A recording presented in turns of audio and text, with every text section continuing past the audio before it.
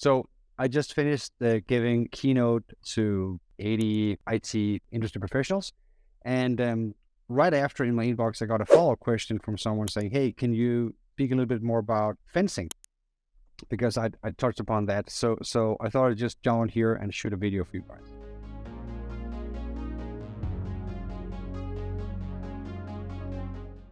Fencing is the concept of having a technology or solution that you can deliver to the market. But in order to deliver it to the market, it's probably best that you very clearly define and separate different segments of the market to deliver it to. So the example here is, we just invented the railroad, but you have to conceptually separate freight transportation from passenger transportation. These two are different markets, different types of customers. They will need different packaging and different pricing. So this is a very crude and, let's say, hardcore way to price discriminate between customers, saying, well, if you're not this type, you cannot buy this product category we have over here. If you're this type, you have to buy this one. So if you go to Zoom's pricing, for example, they will have different types of fencing in place. They will say, well, we have the education segment, which is this particular segment. So if you're not an education customer, you can't buy Zoom under that, say, license format. Then they have other fences for you. So it is a category that you impose or recognize in the market that you then mirror within your product structure, saying, okay, these customers have something in common, so we're going to build for them and so forth. And there are a few rules applied to how to do good fencing. Okay, so the first rule to do fencing is that it must be clearly and non-arbitrarily definable by both you and your customer, right? So let's say like the worst fence in the world will be small customers versus big customers, because what the hell does that mean, right? When are you small? So you'd have to be able to say, well, that is because we are going to define small as anyone with 1,000 or less employees. And then big is anyone with 1,001 or more. Okay, so now at least it's clearly definable. Also by your customer, will they be able to categorize themselves? Do everyone know exactly how many customers they have? What if they have temp workers, freelancers, all this? So just for that reason, it might not be that easily definable, even though you could argue that it's sort of clear. Then the next criteria for a good fence is that it is unjumpable, meaning that if I'm a small company one day, remain a small company. I don't just suddenly become a big company.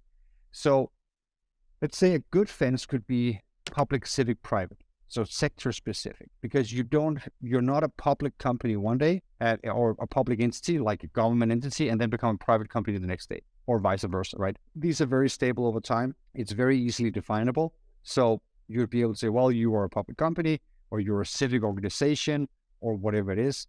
And so we will define you as such and price you as such and so forth. So that is the one exception, that sometimes you get to jump the fence once, like you get to go from on-prem to cloud once. But it should usually be like a major event, and the customer should recognize that they are being recategorized, right? The third criteria is optional, which is it's probably a good idea that you can be open about this.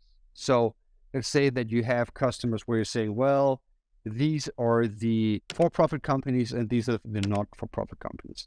If any one of those have a problem with being priced differently because they're for or not for profit, then you're going to have an issue with this fencing in your marketing. And it's going to get out at some point. So you're going to have an issue with that once you hit the market. It's not necessarily a deal breaker. Sometimes you can have hidden fencing and it can work out just well. Just be aware of the risk. So if you have options, probably choose the one that you can be open about. And then the last criteria out of the four is that it should be worth it. And the rule of thumb is here that if you can make 100 of revenue in a market without a fence, instituting a fence separating the market should mean that you make at least 130. So a 30% uplift on the total revenue potential in the market that you're looking for because of the fence. Because what you're doing with fencing is you're actually creating a lot of internal complexity for yourself. You're suddenly having like two segments that need to be treated differently. They need to have different product packaging. They need to have different pricing. They need to have different sales motions. They need to have different customer support and so forth in order for you to sell and serve them. And if it isn't really generating you new revenue, then why are you doing it, right? So then it's just extra cost. And the rule of thumb is that at 30 is sort of the minimum point at which you really start to be able to make up for the cost that you incur by creating the fence in the first place. So these are the 4 criteria I use to determine if we should go for a fence. And then the last one is just like a sanity check, which is it should be obvious. Like if you're considering a fence and it feels awkward or contrived, just don't do it. Like, or come up with something better. Like a good fence is one where you can check these 4 and say, okay, so we can define it, we can measure it, it's unjumpable, we can probably go to market with it, it makes us more money, and it just makes sense. And it would make sense in a sales conversation. We can, tell it internally. Everyone can remember what it is. It just makes sense. So if it passes that sniff test and the sort of 4 hard criteria, you should probably fence.